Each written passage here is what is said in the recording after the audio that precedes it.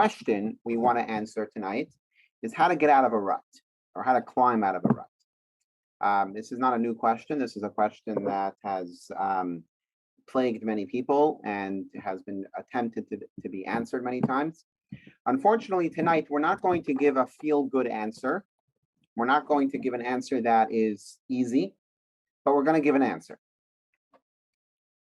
Very often in life, if there's a challenge that we face, a physical challenge that we face, and we find a potential solution, so we get very excited by the possibility. Sometimes we invest in the solution. So, for example, let's say it's a health issue, right? And we need to find a medicine or a weight issue that we need to find a medicine for, or exercise for. And somebody discovers this new vitamin that fixes the problem. And we buy the vitamin and we take it every single day, and we're so excited. It's so simple and so easy. But unfortunately, not always do the results work out the way we plan. Sometimes, in our professional life or even in our personal life, we have a specific issue. Let's say it could be focus, it could be time management, it could be strategizing, it could be communication, or whatever the issue may be. So we go to a conference, a seminar, we read a book, we watch a lecture, we buy a course on Udemy or whatever, and we watch the whole course and we take the whole course. We read the whole book, and afterwards, we're inspired, and we are inspired by the material that we are, facing with or putting in front of us. But unfortunately, too often that wears off after a while, and we're back to square one. And this is not necessarily the case. This might be a generalization, but I could definitely relate to that, and I think that there are many others who could relate to that as well. I'm sure that there are those who whose lives are changed by these seminars and by these books. And there's no question that they're very helpful. But I think there are too many examples of us going through a more simple solution and not necessarily seeing the results that we're hoping or intending to see at the end of it. Or let's say it's a get-rich-quick scheme, or some sort of, how to be successful at anything, or whatever the solution that's being sold. The question is, why is that? Very often, what you find in these books or these seminars are actually very good ideas. Very often, the solutions to these problems are not necessarily bad they're not scams. It's good information. You read a book about success or a book about time management. The information there is very good. You go to a very inspirational seminar. It's all good. That's why it's so inspiring. It's good material. It's a system. It gives us tools that we could use. It gives us abilities to actually implement. Very often, it's not necessarily bad stuff. So how come it becomes so hard for us to implement these solutions in our lives as often as they seem to be presented to us? I mean, you go to any book, you go to any bookstore, you go to any online course, or go to Kindle's ebook section. There are tons of solutions to just about every problem. You go to the Walgreens, vitamin section, and you have a vitamin for just about everything. So how are we still facing these problems? So what we're going to do is we're going to tackle something that's very interesting. And there's a concept in Hasidus, it's actually from Kabbalah, that is called a Isrusa de La'ela and an Isrusa de Latata, which translates as an inspiration from above versus an inspiration from below. And we're going to explain that in a minute. Let us start with our parsha, or not specifically our parsha, but we'll start with our text. So first, we're going to take a look at a text from Yehoshua, because since this parsha is the last Torah portion of the book of Vayikra, of the book of Leviticus. So when we finish reading the parsha, the last verse, the entire congregation, the entire synagogue stands up, and at the end, at the conclusion, we all say together, "Chazak, chazak, b'nis chazek," be strong, and be strengthened. And here is the source of that. This is from the book of Yehoshua, right before they crossed the Jordan into the land of Israel, where Hashem was instructing them, La Yamush Sefer HaTorah. This book of the Torah should never leave your mouth. In other words, it should never leave your vocabulary. You should meditate on it day and night, and you should be strong and have courage. Chazak v'yamatz. It's a very powerful. These are very, very powerful words in Judaism that actually is the inspiration that throughout the challenges, Chazak v'yamatz is sort of the courage and the there's a Yiddish word called shtel. It's more than strength. It's like the backbone to stand through and hold strong throughout whatever challenges we might face. Having said that, let's take a look at, sorry, I'll go back. I am sorry. Having said that, let's take a look at the explanation of why we say at the end of the reading of a completing of a book of the Torah, why we say the words chazak, chazak v'nischazek. So the verse is cautioning us that the Torah should never leave our mouth, continues with be strong and have courage. This is the source of our custom to announce at the conclusion of the book of the Torah, be strong, and we will be strong. In other words, chazak, chazak, v'nischazek, because we want to encourage each other that even though we completed a book of the Torah, we need to ensure that this is going to live with us and be a part of us, and be a part of our lives and influence the reality and the daily aspects of our life. Okay, so now let us go into the parsha itself, and I'm going to come back to that text 3 in a minute. But let's go into the parsha itself, and let's take a look at some of the laws that we see in this week's parsha. So there's 2 interesting laws. Both involve the idea of dedicating or sanctifying a specific part of one's possessions to God, as it was known that the firstborn of every flock belonged to God. It either had to be given to the Kohen or as a sacrifice. There were different situations, but here's where the source of it is. No one may consecrate the firstborn of an animal, since the firstborn already belongs to Hashem. Whether an ox or a sheep, it belongs to God.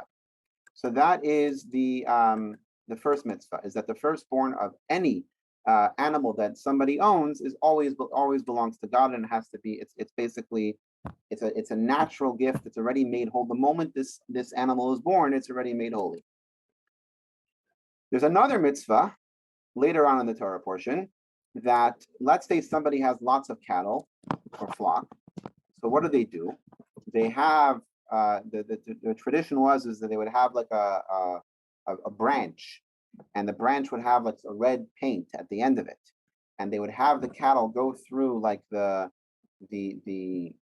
fence, and every tenth one they would put mark with red paint to mention this one Asida Yeh Kodesh. The 10th one is holy, and that was donated to the Kohen, to the priest, or to the Beis Hamikdash, because that was basically belonged to God. So the 10th of every, in other words, this is the tithing. The 10th of every flock or cattle belonged to Hashem. So there are 2 different things, 2 different parts of this mitzvah. One is that the firstborn of every animal was automatically holy by God.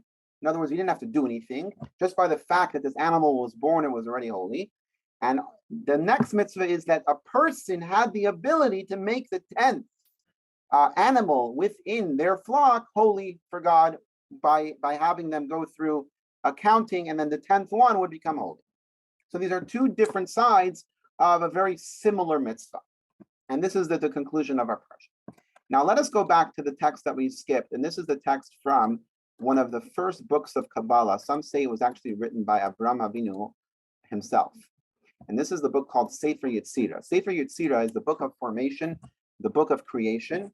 It's a book that that nobody could really understand, at least no one that I know can understand. It's a book that someone who could understand it could actually create a golem. In other words, not almost a human being. It says that this is the book that the Maharal of Prague used to create the golem of Prague.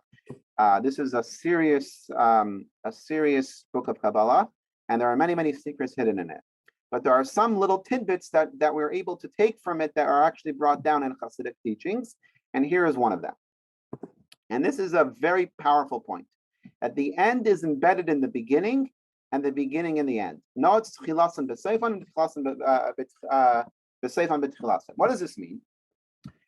Let's use the example of an architecture of a project, just because I'm in the middle of finishing a construction project. It's very relevant to me. But let's say you're building a house, and you know exactly the kind of house that you want to build. So you need to find a plot of land that sort of fits your vision of your house, and then you hire an architect to draw the plans exactly how you want the house to look.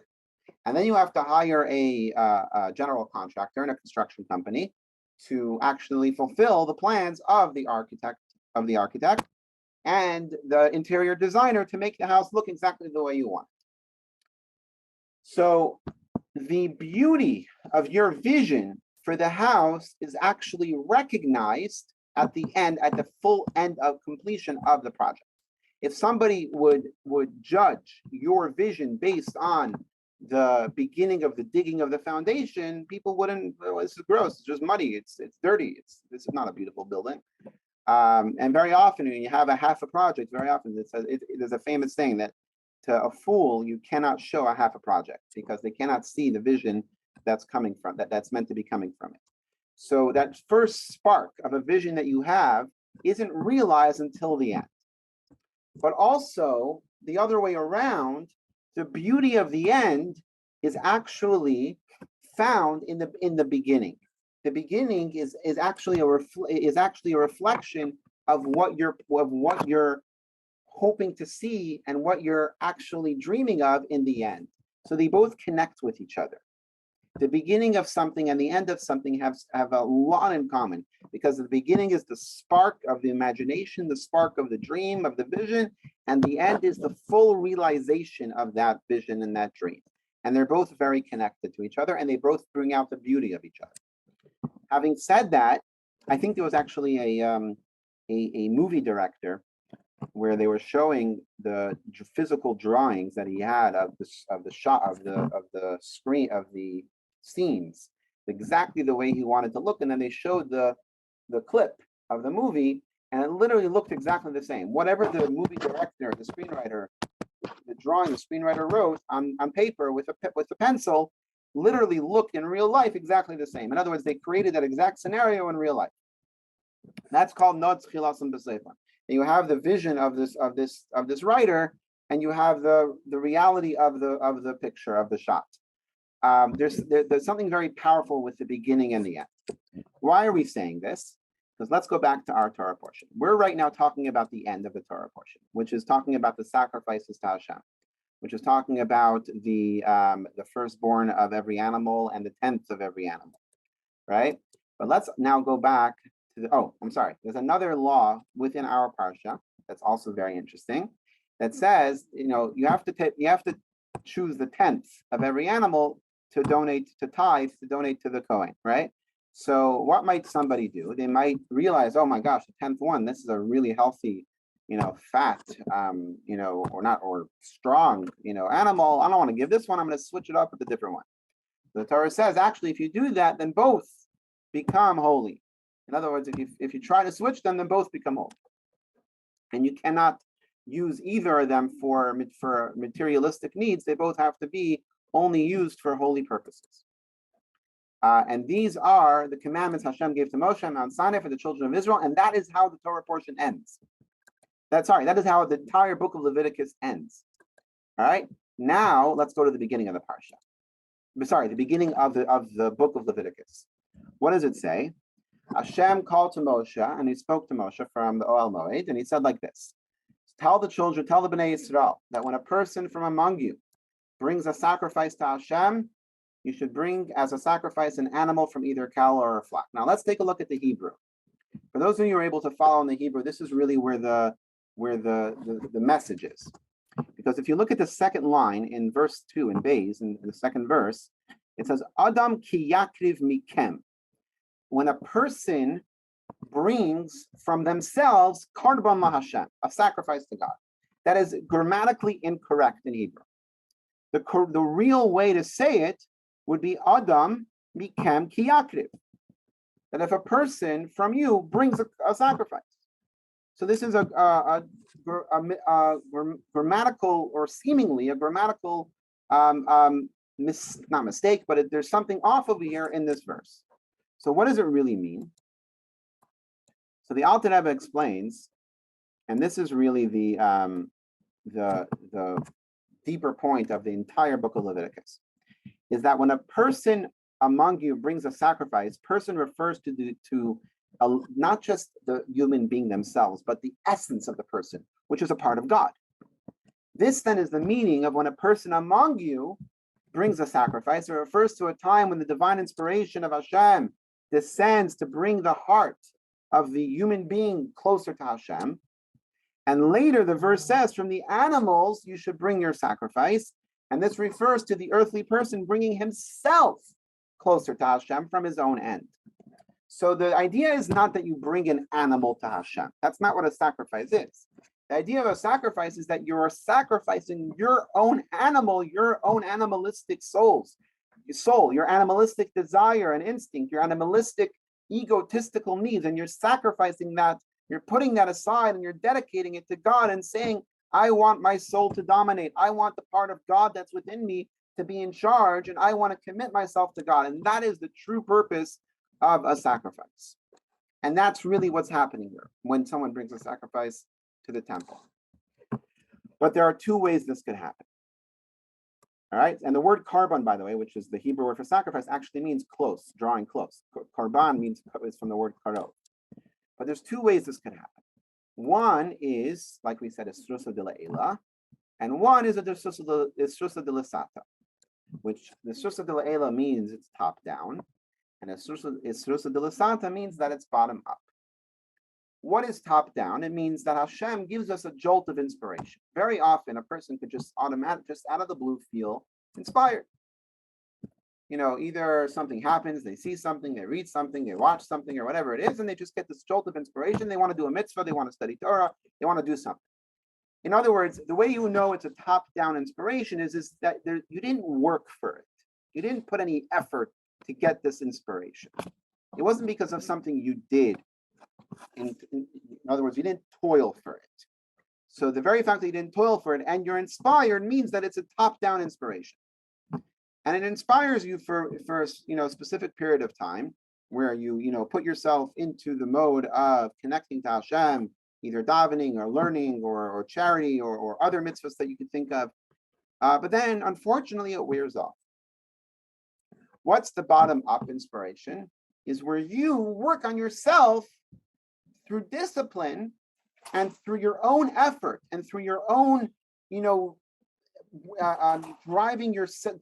creating your own personal drive in order to connect to Hashem.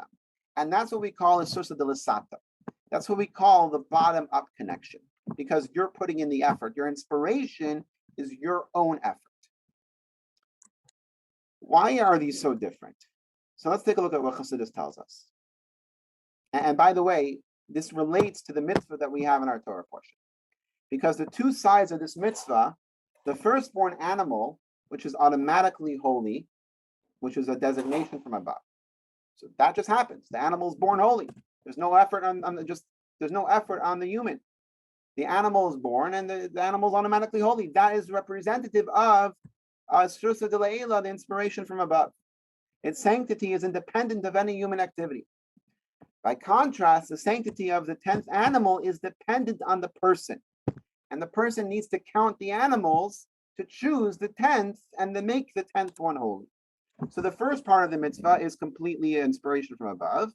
The second part of the mitzvah is the human activity, is the human contribution that allows the 10th animal to become holy. Let us deviate for a minute or two, and let us try to apply this to human behavior, and let's think it through a little bit in our own terms and our own examples. When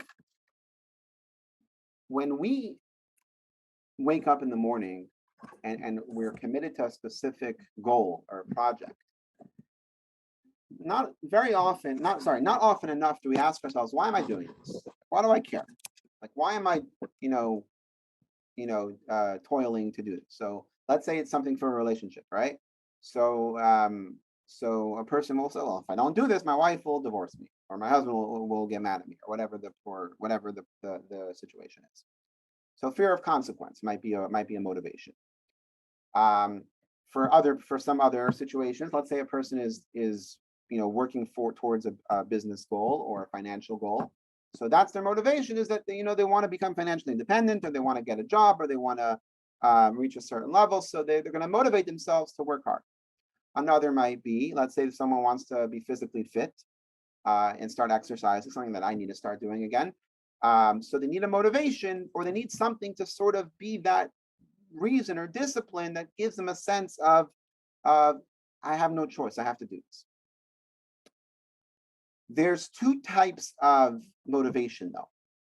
One is where somebody else is sort of driving you towards where you need to go, and somebody else is sort of dictating. It could be a spouse, it could be a parent, it could be a business partner, it could be a boss, it could be whatever. But somebody else is sort of pulling you in the direction that you're going.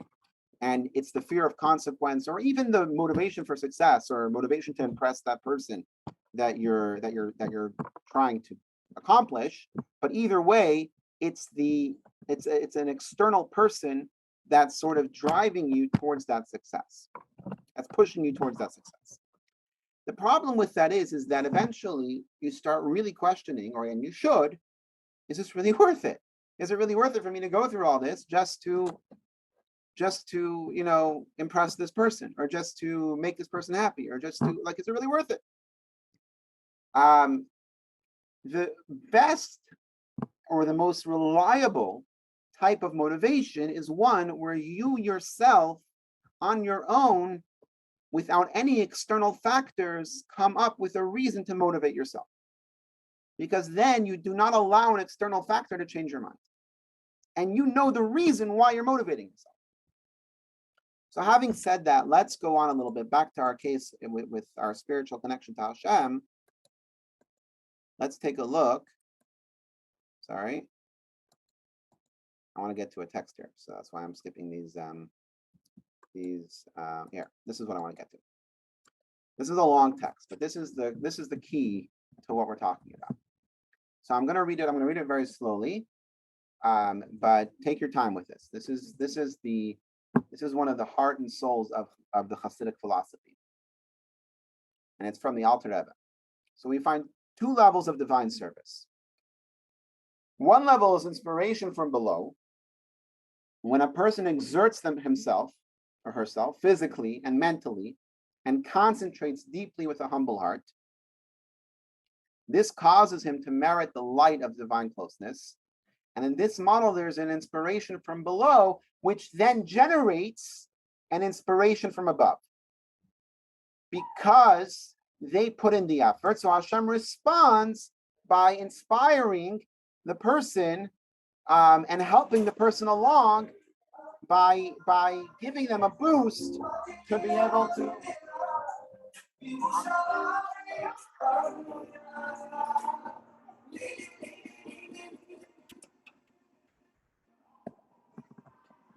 Sorry, there's a little party going on here. All right. So when you put in that effort, or that toil to succeed at your goal, to connect to Hashem, then Hashem will respond in kind. And not only that, but there's a much bigger chance of this lasting a lot longer and being more reliable and more legit, authentic, because you worked for it. The second level is when a person suddenly feels inspired without any preparation or work or effort. They didn't do anything for it. They just are naturally inspired. We see this often when people suddenly become inspired and experience intellectual and emotional excitement in their prayer for a period of time. Like very often, like they're just in shul and they're just excited. The litmus test here is if you worked for it or not. If you want to know if it's coming from above or below, you ask yourself, did I work for this? Did I work to be inspired? And you know yourself if you put in the work or not. You know when you work hard, and that's the question you answer yourself. So when somebody is inspired from above and they experience intellectual and emotional excitement in their prayer for a period of time, without knowing where these feelings came from. But this inspiration is short-lived because it is an inspiration from above, designed to generate an inspiration from below on our end. What Hashem really wants is for us to take that inspiration and turn it into a permanent and a real, long-lasting ability to actually live off of it and make it long-term and make it a real part of our lives. The difference between these two levels is that when we have a genuine inspiration from below, as a result of hard work, it is enduring. This generates an inspiration from above, which shines in the depths of our soul because we prepared ourselves for it properly beforehand. And this in turn gives us the ability to continue the cycle with further inspiration from below. When we work for something and we put in the effort, then naturally we are more equipped to handle the inspiration from above, and we're more equipped to ensure that it's actually going to continue. But when there's no physical and mental exertion on our part, and we are fully reliant on the inspiration from above that we did not adequately prepare to assimilate into our soul, the inspiration can pass quickly. The force of inspiration is only in effect when Hashem provides it, so it can pass without leaving any lasting impact. When the force is terminated, the feelings that it generated disappears as well. So back to our original conversation about seminars and self-help books and courses, if somebody is not willing to put in the work beforehand, before they go into the course, before they read the book, if they're not willing to change themselves and change who they are and make that decision that they are now a different person, that they're going to be a different person, and they put in the work to be a different person, then the information that they're absorbing can actually have an effect. But the information alone is external information. It's external inspiration. It's not going to change us unless we already decided that we are going to change. Bottom line here is that only we, only me, and only you, and only the person themselves can make a decision that they are going to accomplish A, B, or Z, or C. Nobody else could do it. And this was the problem with the Jewish people and the Israelites when they left Egypt. They were slaves. And they had the slave mentality. And Hashem rescued them and brought them with miracle upon miracles. And the sea split. And it says that what a maidservant saw, the godliness, the revelation of godliness that a maidservant saw at the splitting of the sea, even the prophets of the future, the Isaiah and Yecheskel, and even Elijah the prophet, they did not see this level of revelation that the Jews saw on the splitting of the sea. Not to mention, they come to Mount Sinai, and there's even more revelation of godliness on Mount Sinai. And yet what happened? They sinned with the golden calf 40 days later. And they sinned many, many more times. Why? Because all of this that they're witnessing is external to them. They didn't work for it. They did not prepare themselves or put the effort in to be a receptacle for God's revelation, and therefore it could not stick. And that's sort of why they needed to be 40 years in the desert in order to actually be ready to go into the land of Israel as a Jewish nation. If they would go straight into the land of Israel, they wouldn't be able to be a nation yet. And this is also why we have to go through all of these levels of exile before Mashiach comes, is because this is all part of us preparing the world to be a receptacle for the revelation of Mashiach that can actually stick. So when it comes to our individual lives, we have to remember that there's nobody outside that could just see, that could, even God, because if God could reveal himself to us, but if we're not interested, it's not going to help us. We have to make that decision that we are going to change, or we are going to be better. Hello?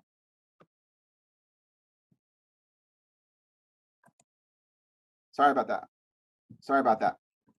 Technical difficulties. All right, let's go a little further. So now, back to the beginning of our Torah portion. The beginning of our Torah portion interestingly says that if you follow my mitzvahs and observe my commandments and perform them, Hashem says, I will give you rain in its time, and the land will yield its produce, and the trees of the field will give forth its fruit. And you know, I'm not going to read this last one because this is basically everything is going to be abundant. Your whole life is going to be, you're going to have security. And that's why I don't want to read it, because the security part is something that didn't come to fruition because they didn't, fulfill all the commandments. But here's the question. You would think, since the Torah and mitzvahs are spiritual, and fulfilling the Torah mitzvahs and connecting to Hashem as a spiritual experience, shouldn't the reward reflect the action of the mitzvah? And shouldn't the reward be a spiritual reward? And seemingly the same thing with the coming of Mashiach. Why is it necessary that the coming of Mashiach be in this physical world? What is this obsession of Judaism with the physical world of the rain and the fields and the produce that comes out of it? Why is that so important, and why is that considered to be the reward for our efforts? So the answer is the same answer as the first question that we had about how to get out of a rut. And that is that the physical represents our effort. It represents our ability, our decision to be something else, to be something different. I want to share a story that I think I shared a few weeks ago, and if I did, I am really sorry, but it's a story that's worth sharing over again. I heard the story from a great Chabad lecturer named Rabbi Taub, one of my favorites. And here's the story. There was a man who was going through, there was a man who was in a rut, and he was going through a very, very tough time. And he was sitting in his car, and he was driving in Long Island, and he was just crying and crying, and he was crying to God and saying, I do not want to live my life anymore. My life is useless. I want a new life. I want a new life. And lo and behold, as this is a metaphor, it's not a real story, God appears to him in his car. He says, okay, I'm here. I'm listening to you. You want a new life? I'll give you a new life. But it's going to cost you. Well, it's going to cost me. What is it going to cost me? So God says, what do you have?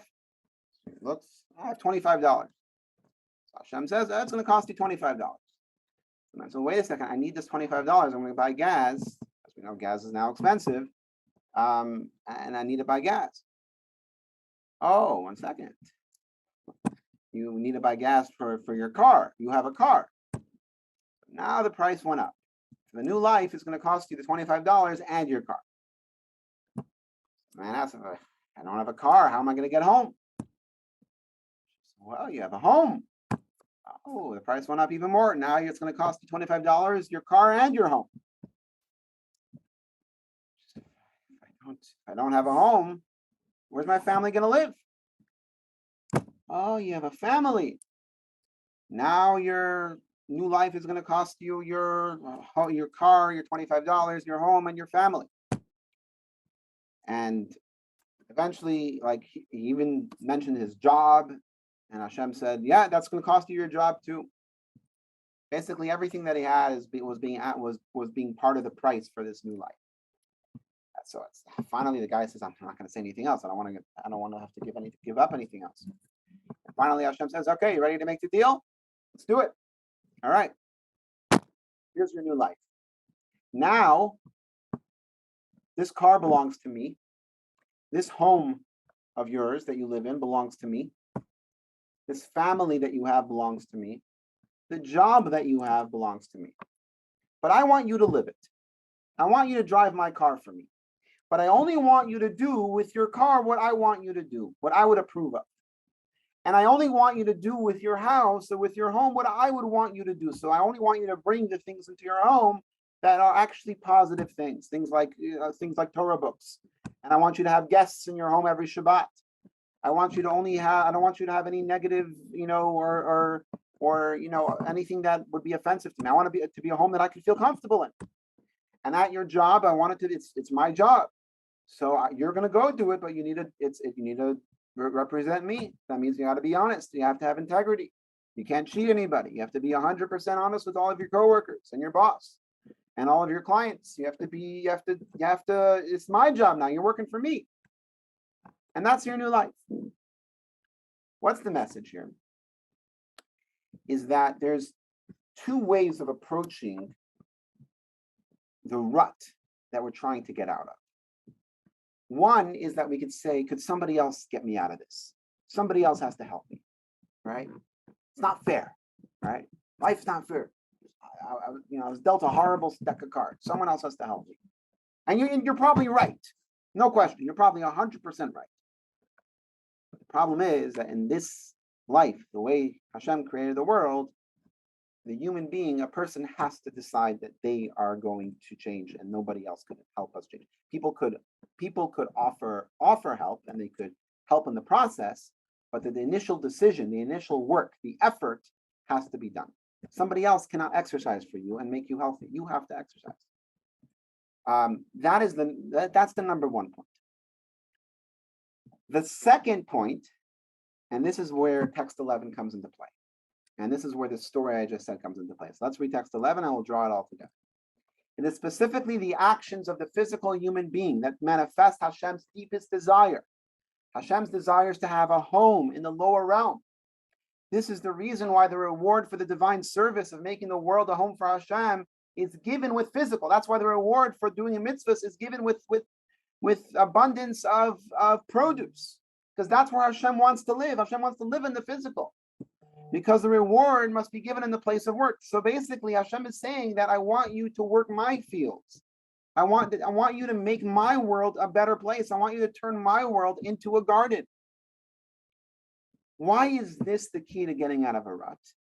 Why was Hashem's new life gift to this person? What was he accomplishing? Because he was telling the person, you're no longer living for your own self. You're no longer trying to figure out who you are, what you are, and why you are, which is the most toughest question adults are trying to answer to themselves, which is usually what causes the rut in the first place. Now you have meaning. Now you have purpose. Now you're living for me. You live for God. You're here to make my world a better place. Now you're my agent in this world. You're going to do the exact same thing you were doing yesterday, but now you're doing it for me, and you represent me. And because you represent me, that's why you're going to get out of bed. And because you represent me, that's why you're going to make the right decision over the wrong decision. And that is how you're going to pull yourself out of your rut, because it's not about you anymore. It's about what you have to accomplish. When it's about us, when it's just about our own happiness, and when it's just about our own, status and our own everything else that we're worried about our own selves, there's a lot to be upset about, because there are a lot of things in our lives that isn't that good. And things that happen in people's lives that are horrific and horrible, and each person in their own level, to each person, it's a tragedy on their own level. Some have it worse than others, but we all know that there's some real horrible things that happen to people, and nobody's taking that away. But at the same time, the ability to say that I am living for a greater purpose, I'm a servant of God, I'm here to be an ambassador for Hashem and make this world better through the mitzvahs that he gave us in the Torah, I now have meaning. I now have purpose. And the story that we've told, and I'm sorry to repeat it, but the story of Rabbi Mendel Futterfass, that he was a very successful businessman, and he was arrested by the Soviets because he was involved in supporting the underground Jewish schools, which were illegal under Soviet law, because they wanted to educate all the kids to be children of Stalin, and he was part of the network to keep Jewish education alive. And they arrested him and they sentenced him to hard labor in Siberia for many, many years. And while he was there, and he was tortured and he suffered tremendously. And of course they took away his business. And while he was there were a bunch of other businessmen that were lamenting all of what they lost, all of what the Soviets took away. This guy was a big accountant, or this guy was a big lawyer, and this guy was a big whatever. And they were all going through the terrible calamities of what they lost. And then he's quiet. And they turned to him and said, "Oh, you probably didn't lose anything. You probably were nothing before." So actually, no, I used to own this company. And they all knew that company. Like, you own that company? How are you not lamenting with us? How are you not upset? If you owned that company, that means you fell from you used to be a very wealthy man. So what do you mean? It was good, but then I was a servant of Hashem then. I'm a servant of Hashem now. So then I was a servant of Hashem by owning that company and supporting, Jewish education. And now I'm a servant of Hashem in Siberia. In other words, my meaning and my purpose is not dependent on an external factor. That's obviously a very tall order. And that's why I said in the very beginning that the answer here is not an easy one. It's not a field goal. It's not a pill. It's not a magic mushroom. It's not something that's going to be a magic trick. But the idea that number one, the work has to come from us. Nobody else could do it for us. That's number one. And number two, when we recognize that we are living for a higher purpose and we put ourselves aside, then the inspiration is so much easier, because at that point, it's not about our own selves anymore. And we're able to finally let it go and not worry about how other people see us or care how other people see us, because we're on a mission. Let's go a little further. And this is why the rewards for the spiritual work is achieved in the physical world. It shows that the material world is ultimately spiritual and worthy home for Hashem. When we feel uninspired and work hard to self-generate the necessary inspiration, this is when we uncover our deepest reality, that we are all expressions of godliness. So we have to put in the effort, we have to put in the work. And when we do that, we'll recognize the fact that we have that soul within us, and that soul within us will get us out of the rut, because naturally it will remind us that we exist in this world on purpose, and we have a reason why we're here in this world, and the world needs us, and Hashem needs us. And when we keep that in mind, it moves us forward and it keeps us on our toes, allowing us to fulfill our mission here in this world. When we generate inspiration on our own, Hashem reciprocates with his own measure of inspiration, and we are able to develop a healthy cycle of inspired life of mitzvah observance. That is our lesson today. So let's hope that, yes, very often we might fall into a rut, but we should have the strength and the ability to put in the effort on our own with the help of inspiration of Hashem, and be able to recognize that we have a neshama, we have a soul, and we have a meaning, we have purpose, and we'll be able to climb out of it and fulfill our mission in this world and make the world ready, better, and ready for Mashiach. Thank you so much. Thank you. That was very helpful.